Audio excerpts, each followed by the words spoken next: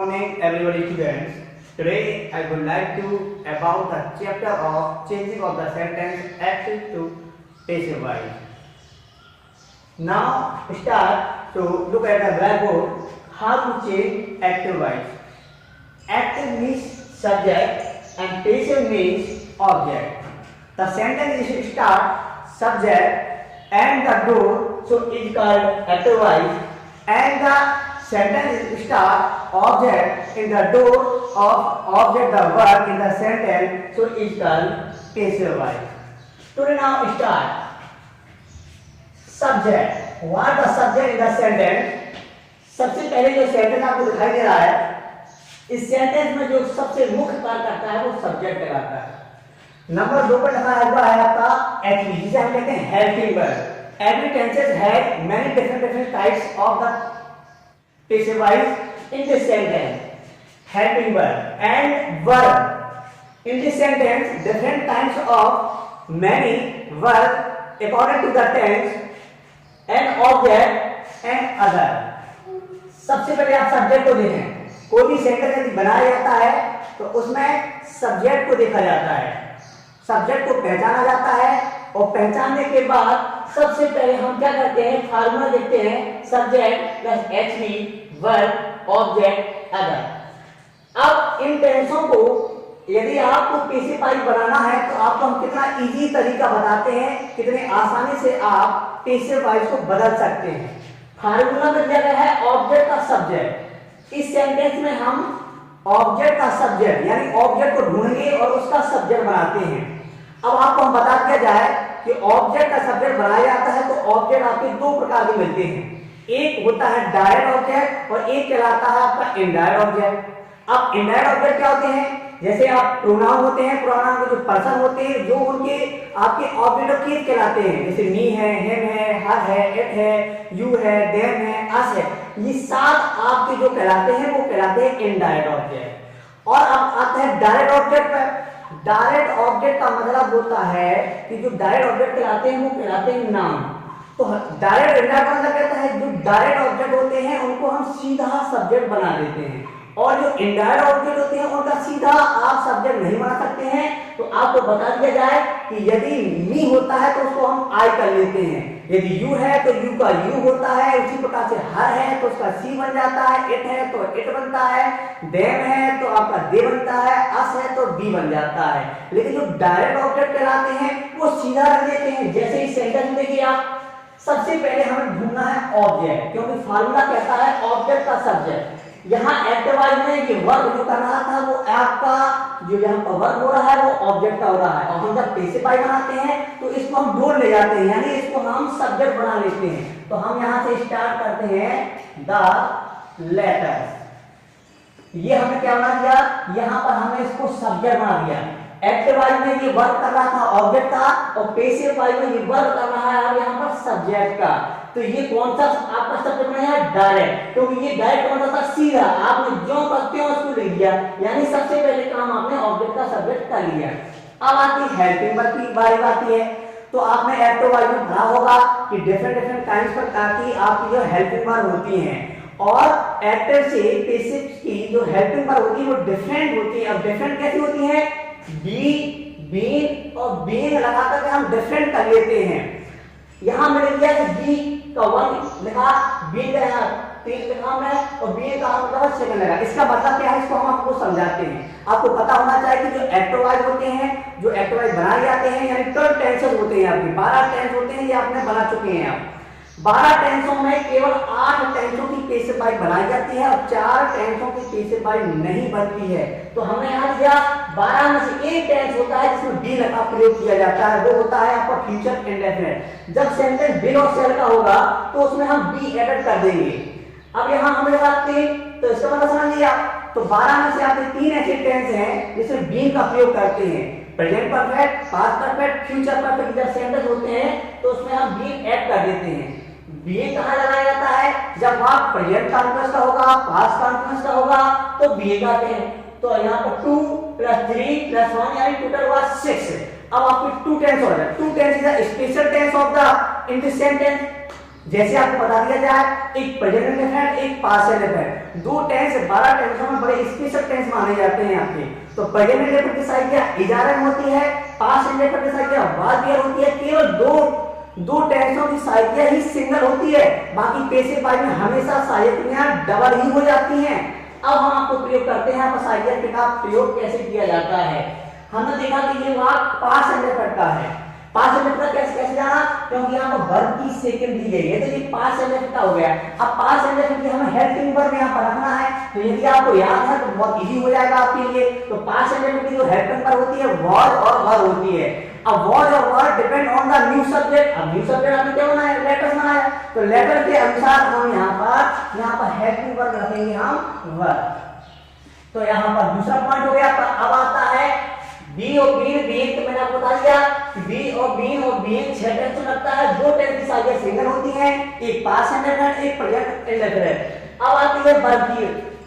अब यहाँ रखते हैं हम B3 वर्ब की थर्ड। यहाँ पर आपको पता होना चाहिए कि 12 टेंसों में डिफरेंट टाइम्स की आपको पास वर्ब की फॉर्म होती है, लेकिन पैसिव वाली में केवल एक ही फॉर्म होती है, वो होती है आपकी पास्ट पार्टिसिपल फॉर्म, जिसे हम कहते हैं V3 यानी वर्ब थर्ड। अब हमें यहाँ पर वर्ब कौन सी दी आपकी रॉट, लेकिन हमें पैसिव वाली में कौन सी फॉर्म रखना है, रिटन। तो हमने यहाँ पर आसानी से रख दिया रिटन।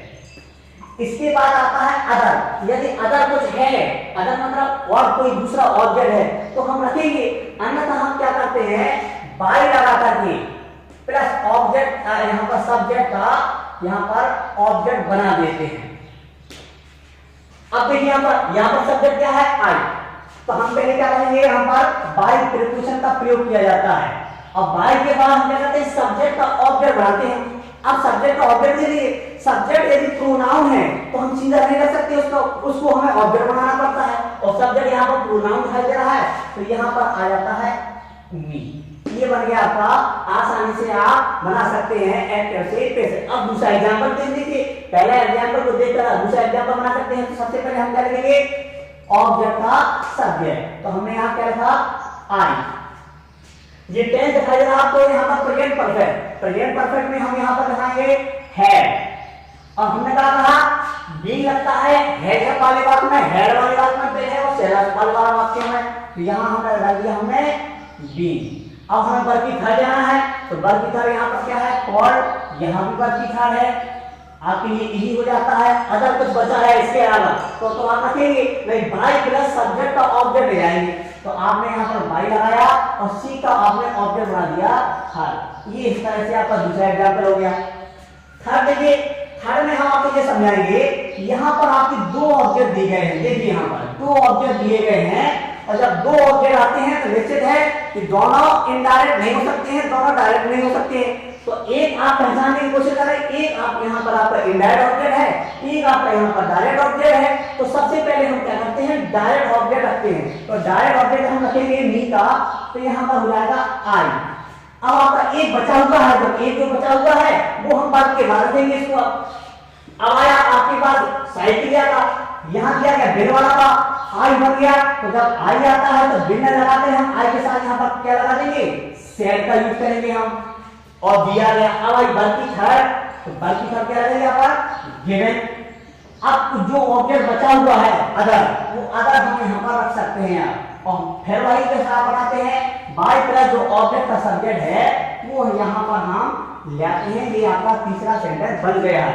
अब एक चीज और हम इसमें समझाते हैं आपको, यदि दो ऑब्जेक्ट हैं तो दोनों ऑब्जेक्ट से पैसिव बन जाती है। आप डायरेक्ट से बनाना चाहते हैं तो डायरेक्ट से बन सकती है, इनडायरेक्ट से बनाते हैं तो इनडायरेक्ट से बना देती है। लेकिन जो पॉइंट होता है, मुख्यतः जो बनीता दी जाती है वो आपको इनडायरेक्ट दी जाती है। यदि आप डायरेक्ट से बनाना चाहते हैं तो डायरेक्ट से नहीं बन सकता है। कैसे, आप डायरेक्ट नहीं दिया, डायरेक्ट बनाएंगे तो ए पेन साइकिल आए। अब यहाँ तो आई के अनुसार से आया, अब यहाँ तो बी आएगा आपका, आपने बी लगा दिया आपका और बी लगा दिया। वर्ब की थर्ड है तो आपने वर्ब की थर्ड लगा दी। अब यहाँ थोड़ा डिफरेंस आता है, ये डिफरेंस भी आता है क्योंकि जब इनडायरेक्ट ऑब्जेक्ट आपका सी से हो जाता है और जब आपका ऑब्जेक्ट के रूप में जाता है तो यहाँ पर इनफिनिट और टू लगाकर जाता है आपका, यानी इसके पहले आपको यहाँ पर टू लगाना पड़ेगा, दिया और बाय प्लस ऑब्जेक्ट आप बना सकते हैं आसानी से। तो जब आपके पास दो ऑब्जेक्ट आते हैं डायरेक्ट और इनडायरेक्ट, तो डायरेक्ट और इनडायरेक्ट तो आपको आसानी से दोनों तरीके से बना सकते हैं, लेकिन आप इस तरीके से बनाएंगे। अब आप देखते हैं अगला सेंटेंस। अगले सेंटेंस में वही करना है। सबसे पहले हम ऑब्जेक्ट का सब्जेक्ट बनाएंगे। तो यहाँ पर हमने, क्योंकि ये डायरेक्ट ऑब्जेक्ट है इसलिए हमने इसको डायरेक्ट रख दिया। डायरेक्ट मतलब सीधा, जो कहते हैं यहाँ पर मैंगो है, हमने मैंगो रख दिया। अब देखना यहाँ पर आई है तो हमने यहाँ पर तो बदल के रखते हैं क्योंकि सब्जेक्ट का ऑब्जेक्ट हमें बनाना पड़ता है। अब यहाँ पर हमने मैंगो रख दिया। टेंस दिखाई दे रहा है आपका प्रेजेंट कंटीन्यूअस का। अब प्रेजेंट कंटीन्यूअस की जो साइडें होती हैं वो इज आर एम होती है, तो इसके आधार पर हम यहाँ रख देंगे आर, क्योंकि हमारा सब्जेक्ट के साथ प्लूरल बन चुका है। अब सेंटेंस में आपको बी और बीइंग बोलना है, तो प्रेजेंट कंटीन्यूअस में यहाँ पर बीइंग लगाया जाता है, तो आपने यहाँ पर बीइंग लगा दिया। वर्ब की थर्ड लेना है तो ईट की वर्ब की थर्ड लेंगे हम, तो ईटन हो जाएगा। अगर कुछ बचा है तो रखेंगे, नहीं बचा है तो सब्जेक्ट का ऑब्जेक्ट लेंगे, तो बाय प्लस ऑब्जेक्ट आप ले आएंगे, तो आपका ऐसे आपके सेंटेंस बनते हुए चले जाते हैं। अंतिम सेंटेंस हो गया। अंतिम सेंटेंस को समझने की कोशिश करें। सबसे पहले हम क्या करना है, ऑब्जेक्ट का सब्जेक्ट। और आपको ये बता दिए कि ऑब्जेक्ट का सब्जेक्ट मिलता कहाँ है। सब सेंटेंस देखिए आप, वर्ब के बाद ऑब्जेक्ट, वर्ब के बाद ऑब्जेक्ट, वर्ब के बाद ऑब्जेक्ट, वर्ब के बाद ऑब्जेक्ट, यानी सारे सेंटेंस में यदि आप चेक करें तो वर्ब के बाद ही ऑब्जेक्ट मिलेगा। अब ऑब्जेक्ट डायरेक्ट या इनडायरेक्ट ही आपका काम है देखना। तो लास्ट सेंटेंस देखें, हमने बुक रखा हुआ आपका यहाँ पर, आपने हमने दिया बुक्स। अब प्लूरल है वो, वाक्य है पास्ट कंटीन्यूअस का। पास्ट कंटीन्यूअस साइकिल कहती है वॉज और वर, और इसमें आप लगा देंगे बीइंग। वर्ब की थर्ड हमेशा होती है पीछे फाइल में, आपने डॉट लगा दिया आपका। इसके बाद यदि अन है तो ठीक है, नहीं तो आप क्या करेंगे, ऑब्जेक्ट का सब्जेक्ट ले आएंगे आप। और ऑब्जेक्ट का सब्जेक्ट जो वहां पर दिया गया है, तो ये राधा क्या है, सब्जेक्ट है। और राधा क्या है, डायरेक्ट है, तो डायरेक्ट है तो वो डायरेक्ट चला जाएगा आपका, तो ये सेंटेंस बन गया। तो इस तरह से आप घर पर बैठकर भी आसानी से एक्टिव कैसे आप बना सकते हैं। तो इतना जरूर ध्यान है एक्टिव कैसे बनाने में। तो सबसे इंपॉर्टेंट चीज होती है, दो चीज मैं समझा देता हूँ। एक ऑब्जेक्ट का सब्जेक्ट को बनाना, दूसरा होता है आप सही सहायक क्रिया का आप चुनाव करना कि सही सहायक क्रिया क्या होती है। और तीसरा जो होता है वर्ब थर्ड, यानी हमेशा पेसिव बाय में वर्ब थर्ड का प्रयोग किया जाता है। इसके बाद अन्य जो पेसिव से हम जब पेसिव बाय बनाते हैं तो उसमें बाय प्रीपोजिशन का प्रयोग किया जाता है, तो बाय प्लस सब्जेक्ट का ऑब्जेक्ट। और जब आप बनाए जाते हैं, जब आप एक्टिव से कैसे बनाते हैं, तो इन 5 सेंटेंसों को आप देख करके आप एक्टिव से कैसे बना सकते हैं। अब आपका काम है कि घर पर बैठकर आप एक्सरसाइज करें और इन सेंटेंसों की तरह आप अन्य सेंटेंसों को बनाएं। Thank you.